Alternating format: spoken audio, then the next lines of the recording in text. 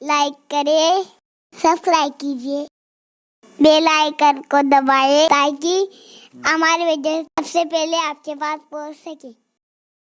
फिर उस आराबी का सवाल था, मैं कामिल ईमान वाला बनना चाहता हूं। देखो, फिर मैं बार बार वही कह रहा हूं कि इस आराबी का सवाल की क्वालिटी बहुत आला है। यानी ये नहीं कहा कि मैं ईमान वाला बनना चाहता हूं, क्या कहा? कामिल ईमान वाला बनना चाहता हूं। यानी कि हर चीज में क्वालिटी और उसकी चॉइस जो है वो आला से आला है। और कहते हैं मैं कामिल ईमान वाला बनना चाहता हूं। कुर्बान मेरे आका ने कामयाबी के कैसे उसूल अता किए, कैसे ज़ाब्ता अता किया और कितनी खूबसूरत बातें की। सैयदुल फुसहा ने, अफसहुल अरब ने कैसी अजीम बात फरमाई। उन्होंने पूछा मैं कामिल ईमान वाला बनना चाहता हूं, तो आका अलैहिस्सलाम ने फरमाया अपने अखलाक अच्छे कर लो, कामिल ईमान वाले बन जाओगे। यानी कामिल ईमान अच्छे अखलाक की बुनियाद पर होते हैं। अखलाक अच्छे कर लो। अब हम जरा देखें कि हम कामिल ईमान वाले ही बनना चाहते हैं, फिर हमारे अखलाक भी क्या है। अच्छे अखलाक की कुछ अलामत हो। पहली बात तो ये बताऊं, एक होते हैं अखलाक और एक होते हैं कभी कभार लोगों के साथ अच्छा सुलूक। ये जो कभी कभार अच्छा सुलूक होता है उसको अखलाक नहीं कहते। अखलाक की तारीफ यह कि अखलाक हमारी आदत बन जाए। जैसे अगर हम अंधेरे में भी खा रहे हों तो हमारे हाथ का लुकमा कभी नाक में नहीं जाता, हमेशा मुंह में ही जाता है। यह आदत है। सही, यह आदत है। तो ऐसे ही जैसे अंधेरे में भी लाख अंधेरा हो, एक हाथ को दूसरा हाथ सुझाई नहीं देता, लेकिन फिर भी लुकमा मुंह में ही जाता है। तो जब तक के अखलाक ऐसी आदत ना बन जाए उस वक्त तक हम बाअखलाक नहीं कहला सकते। कभी मूड में हो तो लोगों के साथ अच्छे सुलूक से पेश आ गए, ये कभी इत्तेफाकी वाक़या हो गया, ये अखलाक नहीं। अखलाक यानी जो आया, आने वाले की सूरत नहीं, आपकी आदत ही है। मिसाल के तौर पर कोई अजमत और बुजुर्गी वाला आदमी आया, उसके लिए उठकर खड़े हो जाए।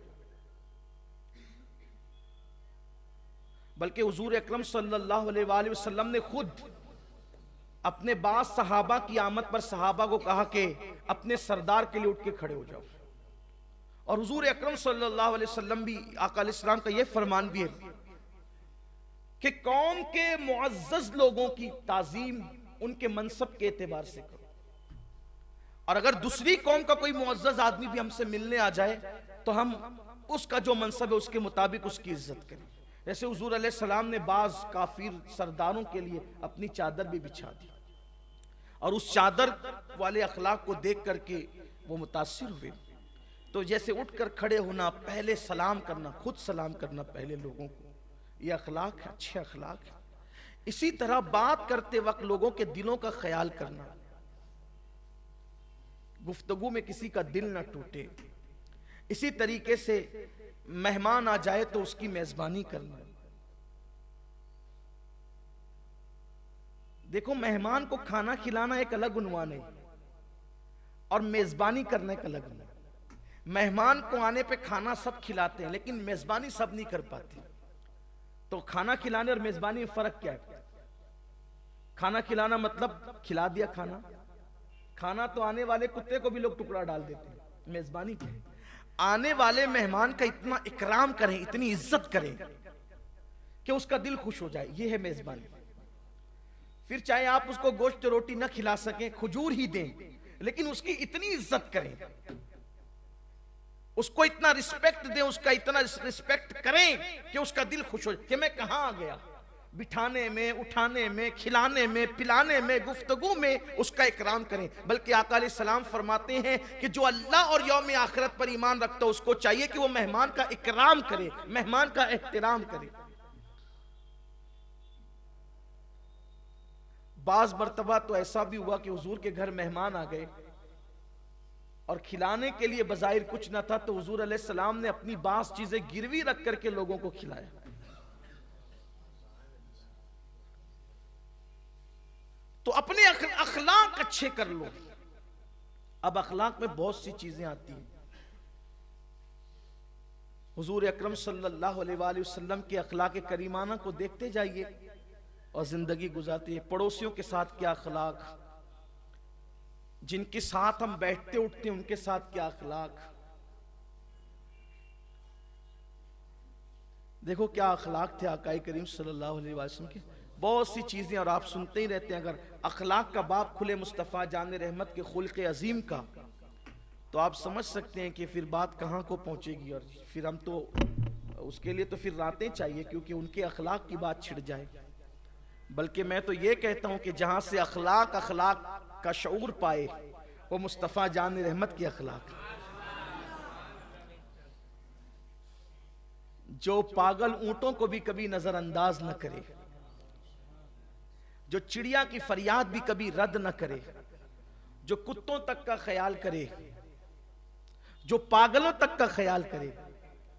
आपने सुना होगा, मैंने इससे पहले गुज़िश्ता मिलाद शरीफ में बहुत से वाक़यात इस सिलसिले में बयान किए कि वो पागल औरत हुजूर को धूप में लेकर के खड़ी रहे, हुजूर अलैहिस्सलाम खड़े रहे। और वो उसकी तफसील में नहीं जाता, लेकिन एंड इस पर हुआ कि उस हुजूर अलैहिस्सलाम ने कहा कि जब भी तुम्हारी कोई न सुना करे तो फिर मेरे पास आया करो, जब तुम्हारी कोई नहीं सुनेगा तो मैं सुनूंगा। एक ऊंट पागल हो गया, सबको काटता था, हुजूर उसके पास गए और उसके सर पे हाथ फेरा तो वो पागल ऊंट, हुजूर ने उससे उसके मालिक से कहा कि तुम इस पे जुल्म कर रहे हो। और फिर सारी तफसीर उसके बाद आपने सुनी थी। चिड़िया ने फरियाद की, हुजूर अलैहिस्सलाम ने उसके बच्चों को वापस करने का हुक्म दिया। हरनी ने पुकारा हुजूर अकरम सल्लल्लाहु अलैहि वसल्लम, हुजूर अलैहिस्सलाम ने खुद वहां खड़े रह करके उसको आज़ाद फरमाया। बहुत सी बातें अखलाक से मुताल्लिक। एक रिवायत, हुजूर अलैहिस्सलाम सफ़र में है, हालत सफ़र में।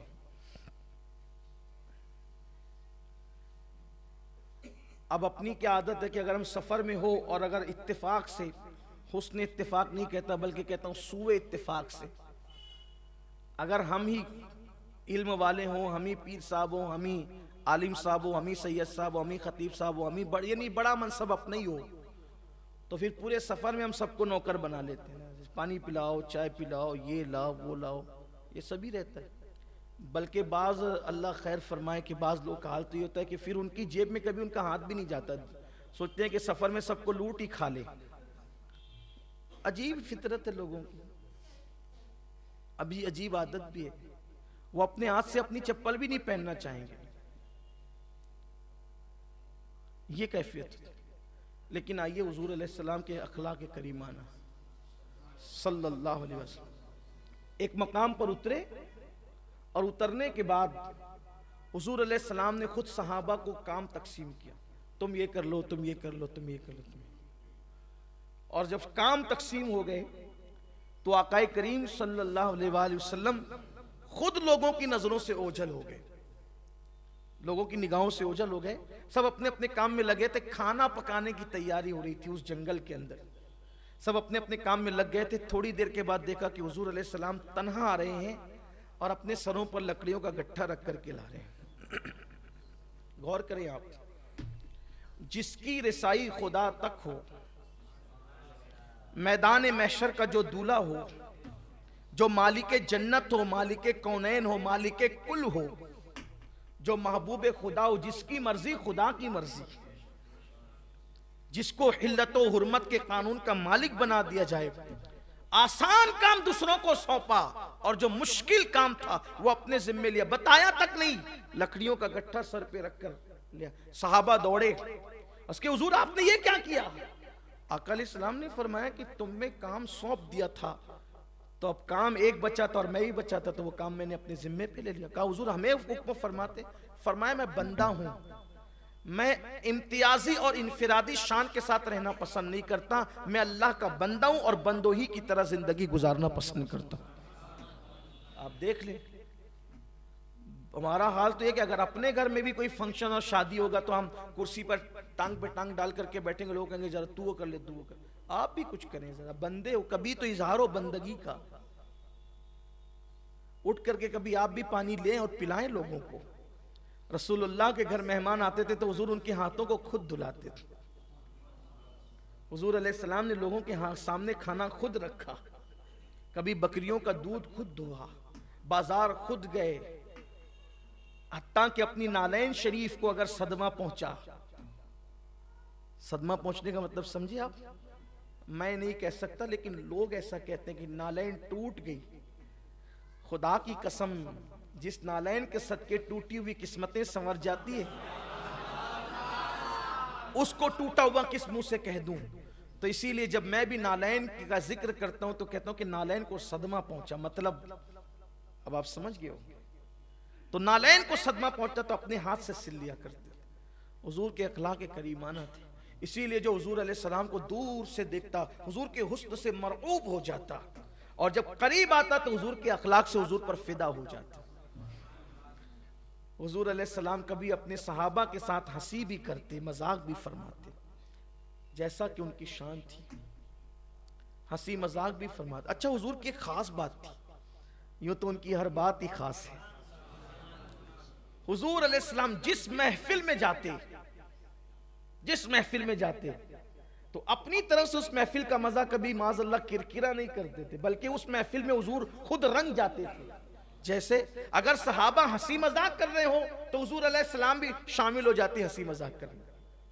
अगर वहां गम का माहौल हो तो हुजूर अलैहिस्सलाम उस गम में शरीक हो जाते।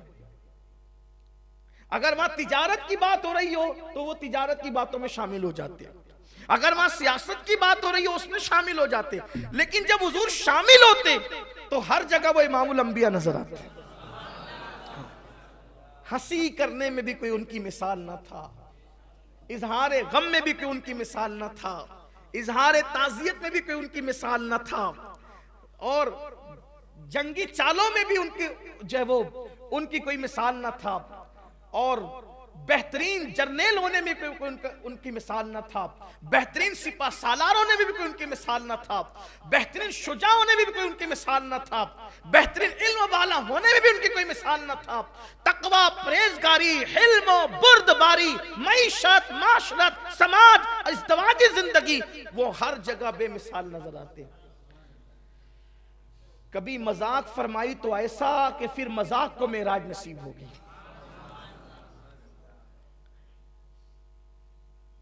और जिसके साथ की फिर उसने जिंदगी भर याद रखा कि हुजूर ने मेरे साथ मजा फरमाई। एक देहाती है, उन्होंने कहा कि या रसूलल्लाह सल्लल्लाहु अलैहि वसल्लम, आप मुझे ऊंट अता फरमाएं। तो आका ने फरमाया ठीक है, हम आपको ऊँटनी का बच्चा देंगे, कुर्बान जाए। यहां तो सर झुका के और मुंह लटका कर चेहरे पे जब तक 3:30 न बज जाएं तो जब तक लोग ये नहीं समझते कि मैं मुत्तकी भी हूं। तकवा आपकी तबीयत का नाम नहीं है, तकवा मुस्तफा जाने रहमत की अदाओं का नाम। जबरदस्ती मुंह लटका कर लोगों पे रोब झाड़ने की कोशिश कीजिए। तकवा चेहरे पर नहीं है, तकवा तकवा हाँ होना तकवा। या और कोई हंस दे तो आ जनाब के औसान खता हो जाता। हमारी महफिल में आपने क्यों हंसा? हुजूर की महफिल में भी लोग हंसते थे, लेकिन जहां हंसने की जरूरत है वहां हंसा करें। हर जगह हंसना हंसाना भी अच्छी चीज नहीं, लेकिन हंसे भी तो उसकी भी एक हद है। कभी कहे की आवाज हुजूर से नहीं सुनी गई और ऐसे मुस्कुराए कि यूं मुस्कुराए जान सी कलियों में पड़ गई, यूं लब कुशा हुए कि गुलिस्ता बना दिया। वो मैं हम तुम्हें ऊँटनी का बच्चा देंगे। उन्होंने कहा यार रसूलल्लाह, मैं ऊँटनी का बच्चा क्या करूंगा? इसलिए कि ऊँटनी का बच्चा बड़ा होते होते जवान होते होते 5 साल गुजरते हैं ना। तो उन्होंने कहा कि क्या करूंगा मैं, मुझे ऊँट चाहिए। हुजूर ने फरमाया हम आपको ऊँटनी का बच्चा देंगे। उन्होंने कहा यार रसूलल्लाह, सबको देते हैं, अब मैं अर्ज कर रहा हूँ। तो हुजूर ने फरमाया हम ऊँटनी का बच्चा देंगे। तो कहा हुजूर मैं ऊँटनी का बच्चा लेके करूंगा क्या? आका ने फरमाया भले इंसान, ऊँट भी तो ऊँटनी ही का बच्चा होता है।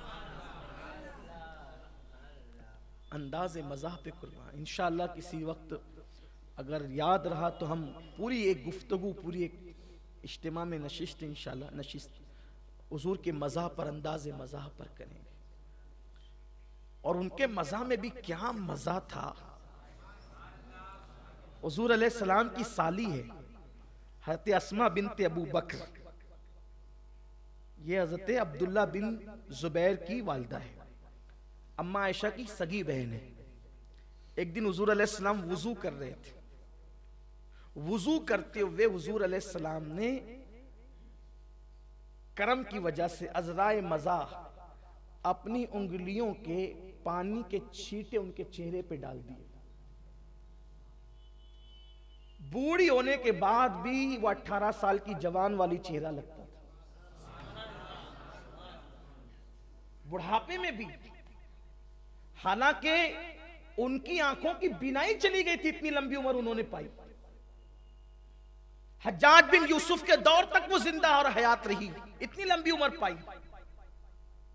वाक़या करबला उनके सामने बीता, वो मक्कतुल मुकर्रमा वाली करबला शरीफ के वक्त भी वो मौजूद थी, वाक़या हर्रा के वक्त भी वो मौजूद थी, हज्जाज बिन यूसुफ के दौर में भी वो मौजूद थी, करबला के बाद तक वो हयात रही। यानी गोया के 80 साल से ज्यादा की उन्होंने उम्र पाई, और भी उम्र है, लेकिन इस वक्त मुझे जब वो मुकम्मल तौर पर उनका सने विसाल याद नहीं आता। लेकिन उसके बावजूद भी जो जवान लड़कियां होती है 18-20 साल की, उस तरह उनका चेहरा था। और किसी ने कहा कि बीनाई भी चली गई है, लेकिन चेहरे से शबाब के आसार नहीं जाते। कहा क्यों जाएं? इसलिए कि महबूब खुदा ने अजराए मजा एक मर्तबा अपने करम से मेरे चेहरे पे पानी के छींटे डाल दिए। ये पर्दे के अहकामात के नुज़ूल से पहले की बात हो सकती, वरना जब पर्दे के अहकामात आ गए तो फिर उसके बाद किसी औरत को बेपर्दा आने की इजाजत नहीं थी। तो हुज़ूर अलैहिस्सलातु व तस्लीम के मज़ाह पर बहुत से वाक़यात हैं जिसका तज़किरा यहाँ नहीं होता। तो हुज़ूर अलैहिस्सलाम ने फरमाया कि अपने अखलाक अच्छे कर लो। इसीलिए हमारे बुजुर्गों की महफिलें भी अक्सर व बेशतर बहुत पुरमज़ा रहती थी। कमेंट शेयर जरूर करिए।